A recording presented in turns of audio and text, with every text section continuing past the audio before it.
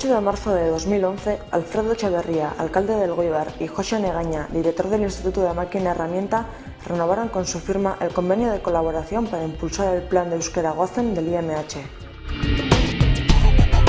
Este tiene como objetivo que el IMH fomente su uso del euskera y que incida en el sector de máquina herramienta con actividades que fomenten el uso del euskera.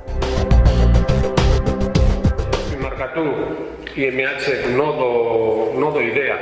IMH-tik pasatzen dira hainbeste enpresa, formatzen dugu hainbeste ikasle, prestakuntza iraunkorra benetan da zabala, zerbitzutan ere, badaude hainbeste eginkizun, eta horrek gertatzen digu ere bai, nolabait ere euskerarekin joko bat egiteko, nola inguru sozioekonomikoan ere euskera areagotzeko edo erabileraren areagotzeko. Edurne Bilbao, responsable de comunicación del IMH, presentó el balance de Goazen del año 2010 junto con los objetivos para el 2011.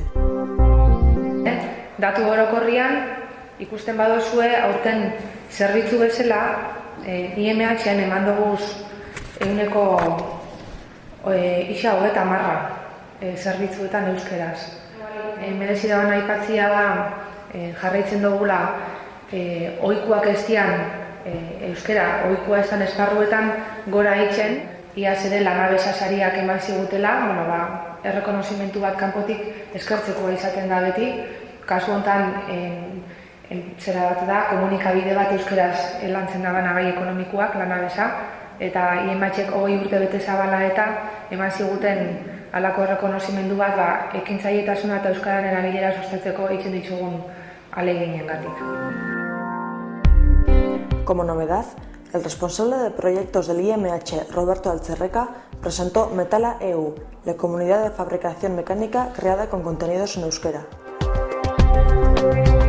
Esan duten bezala, daka bere euskerako esparrua, gaztelerako esparrua eta ingeleseko esparrua. Etxe barruan gelak berdinak dira, baina fatxada kanpokua euskaraz ikusten dugu. Horreman dio lehentasuna euskerari ikusten baduzue.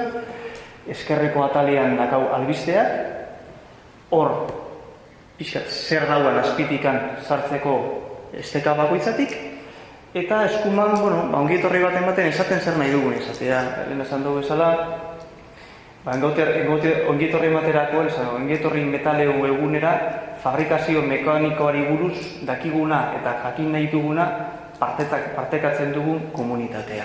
Hori da helburua. Komunitatea eta jun eman, baina jaso ere baita, artean egiten duguna.